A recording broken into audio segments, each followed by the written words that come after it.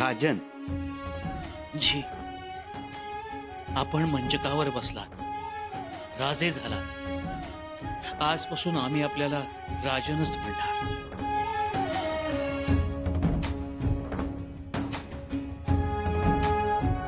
बोला कविराज। राजन, धन्य आहे तुमची।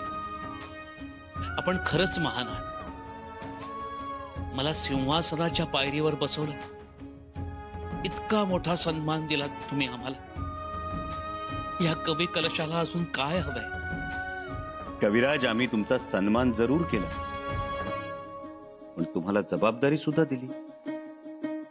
होय राजा, इतरांना त्याचं आश्चर्य वाटलं असेल। वाटणारच, कारण कविराज, तुम्ही सिंहासनाच्या पायरीवर बसणं म्हणजे इतरांचा सत्ता सोपानावरून कडेलो। धक्का बसला कारभाराला। त्याला इलाज नाही कविराज। रायगडाचा एक अलिखित नियम, इथं कालच्या पुण्याईवर आजचा दिवस उगवत नाही। रायगडावर मानानं राहायचं, वावरायचं असेल तर कालही पुण्याई असावी लागते आणि आजही। जी बिलकुल। बरं कविराज, बोलण्याच्या ओघात आम्ही विसरून जाऊ, पण मोरोपंतांच्या वाड्यावर राजवैद्यांना पाठवलंय ना? राजन, आपलं मन खरंच खूप मोठं आहे। मोरोपंतांना जबाबदारी नाकारली, पण त्यांच्या प्रकृतीकरता आपण अस्वस्थ आहात। कविराज, अहो मोरोपंत वडीलधारे आहेत, स्वराज्याचे पेशवे आहेत ते आमच्याशी कसेही वागले तरी आम्ही त्यांच्याशी कृतज्ञतेनंच वागायला हवं। मी एक सांगू कविराज,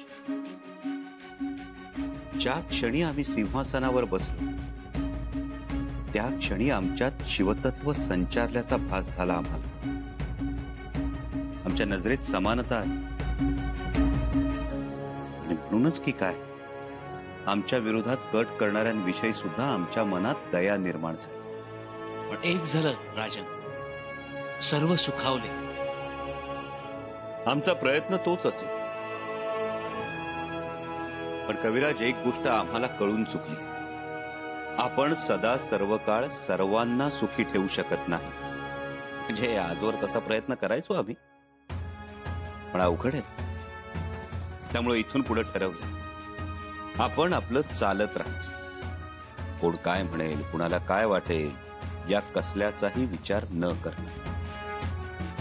हा, फक्त चालताना शिवविचारांचं बोट सुटू द्यायचं नाही, एवढंच।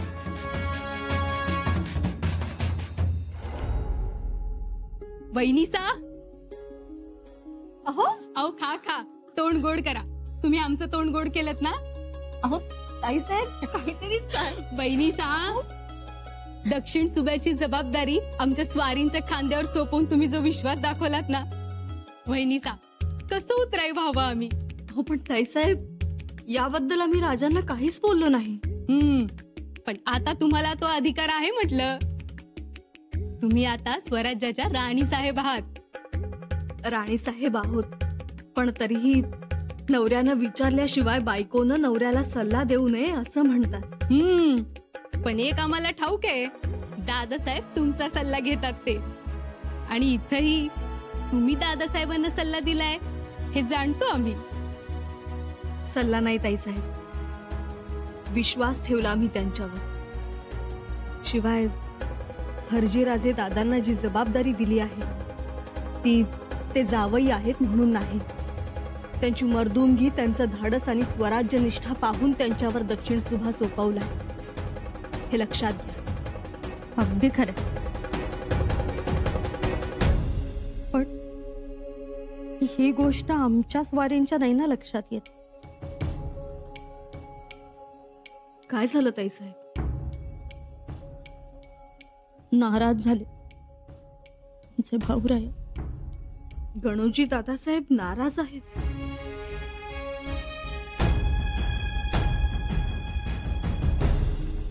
काहीच बोलत नाही, चिडलेत।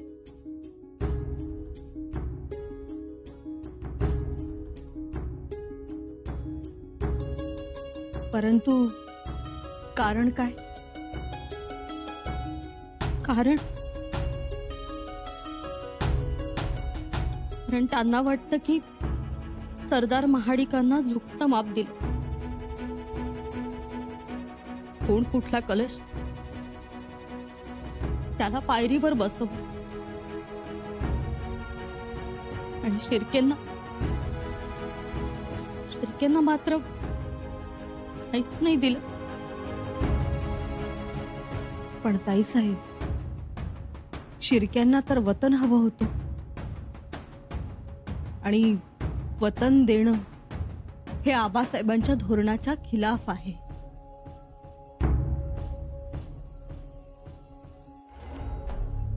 किती कबूल आहे, पण आमची मात्र दोन्ही बाजूनी कोंडी होते हो. एका बाजूला सासर आणि दुसऱ्या बाजूला माहेर. सासरचे म्हणतात तुम्ही शिवकन्या आहात, मागितलं की मिळेल, आणि इथं विषय काढला की मिळतो फक्त नकार. आणि पुढे येतात स्वराज्याची धोरणं. मला तर काहीच सुचत नाही हो. आम्हालाही काही सुचत नाही ताईसाहेब. ज्यांना आम्ही वतनाबद्दल नाही म्हणतोय ते आमचेच दादासाहेब आहेत, आमचे मोठे भाऊराया आहेत. पण आम्ही माहेराला नकार देतोय, तिथे सासरचा आब राखतोय. आमचीही घुसमट होते हो. कशाला घुसमट करून घ्यायची? जे आहे ते बसून बोलावं. आम्हालाही तेच वाटतंय. सगळ्यांनी बसावं, सगळ्यांनी बोलावं. वहिनीसा, काही करा पण एक कोंडी फोडा.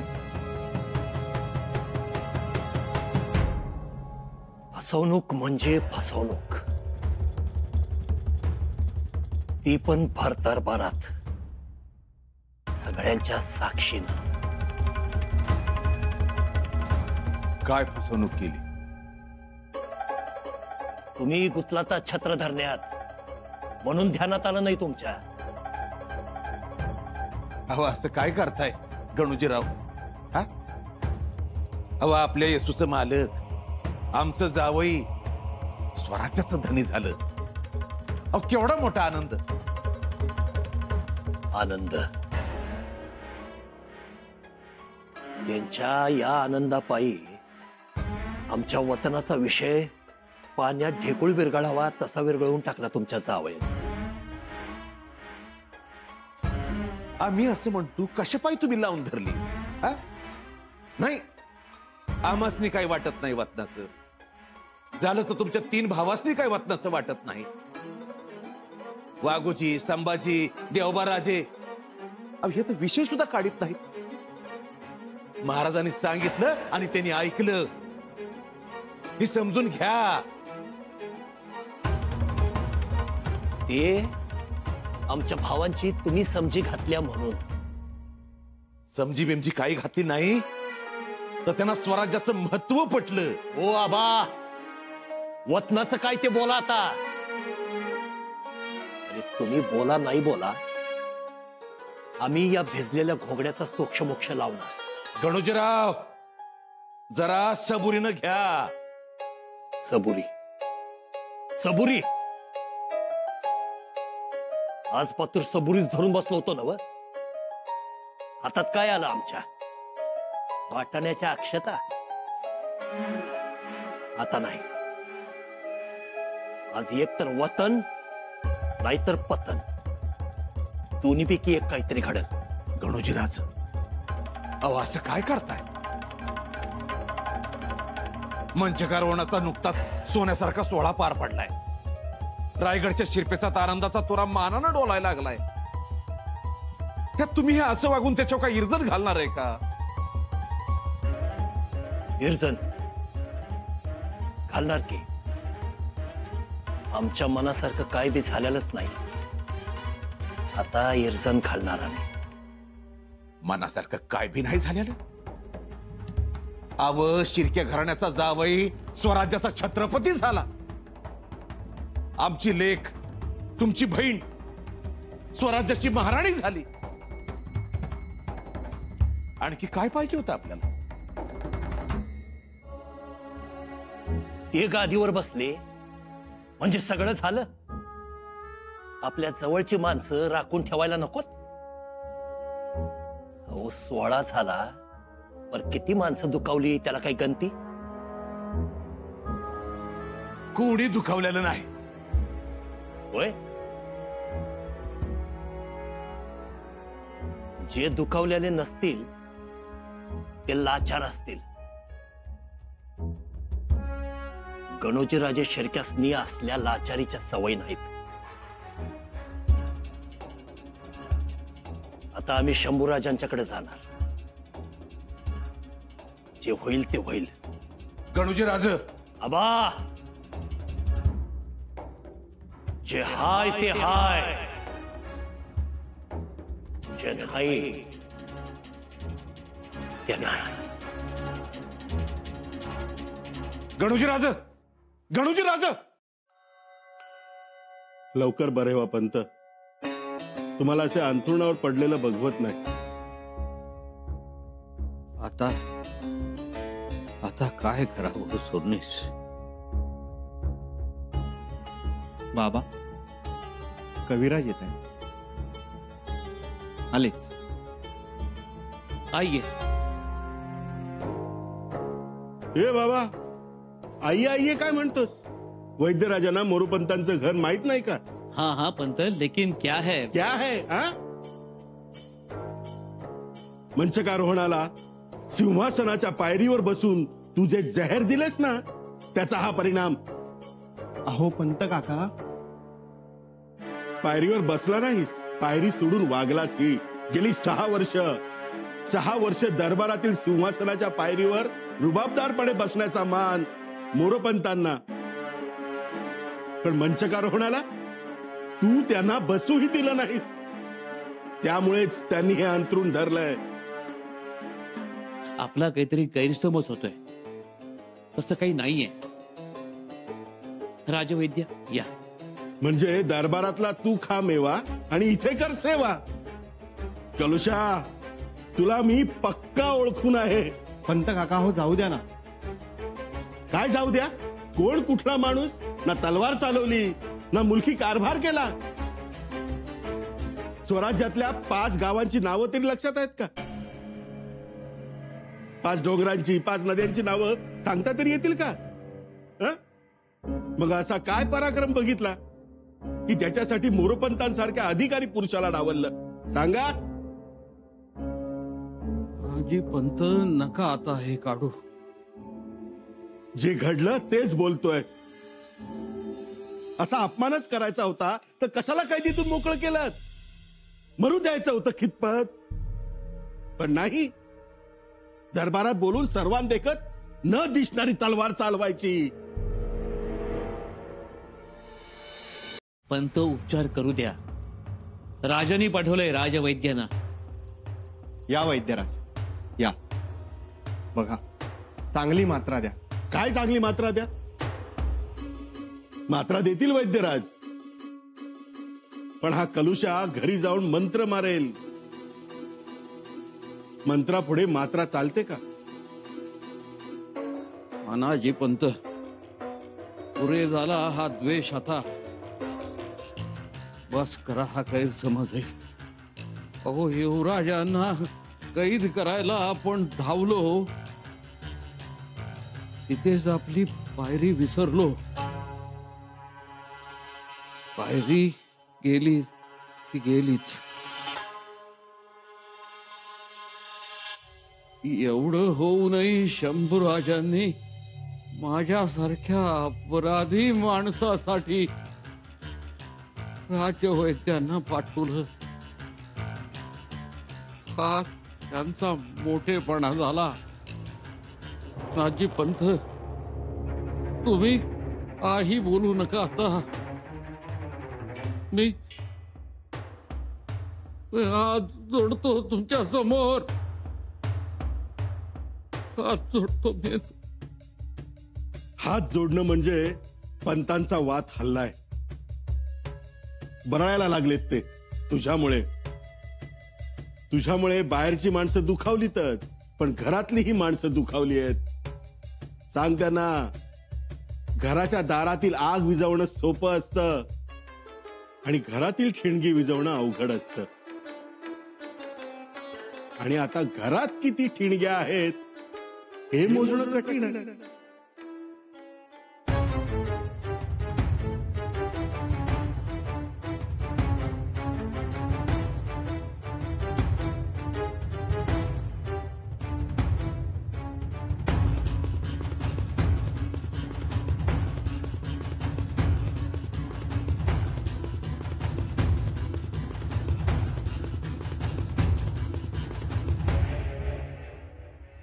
काय बघताय?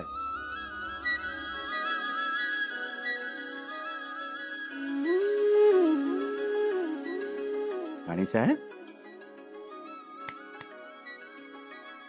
काय राणी साहेब? राणी साहेब,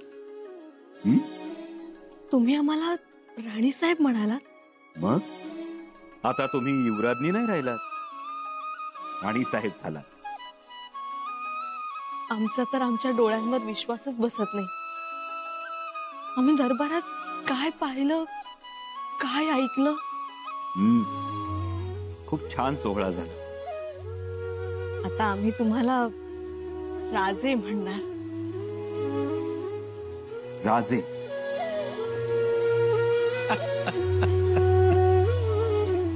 आणि तुम्ही अगदी साजरे दिसत होतात.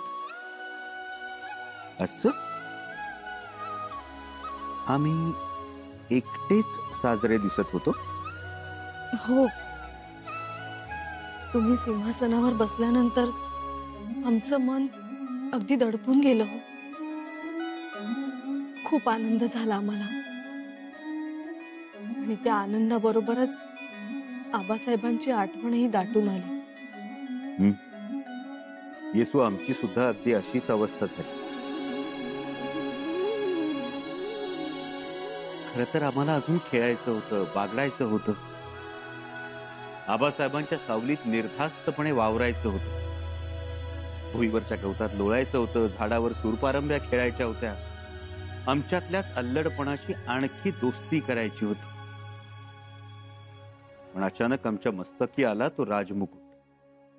समोर आलं ते स्वराज्याचं सिंहासन आणि त्या सिंहासनावर बसल्यानंतरची सावधानता. हो युवराज, पण तुम्ही ती सावधानता लीलया पेलली.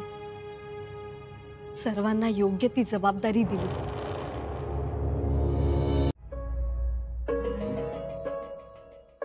तुम्ही खुश आहात ना? हो, आम्ही काय, सगळेच खुश झाले. अंबिकाराजे ताईसाहेब तर एवढ्या खुश झाल्या, हरकून गेल्यात. हो, अगदी. आणि राजकुमार बाई साहेब? त्याही खुश असते. नाही म्हटलं तरी शिर्क्यांना छत्र धरण्याचा मान मिळालाय. तुमचे बंधू भेटले आम्हाला.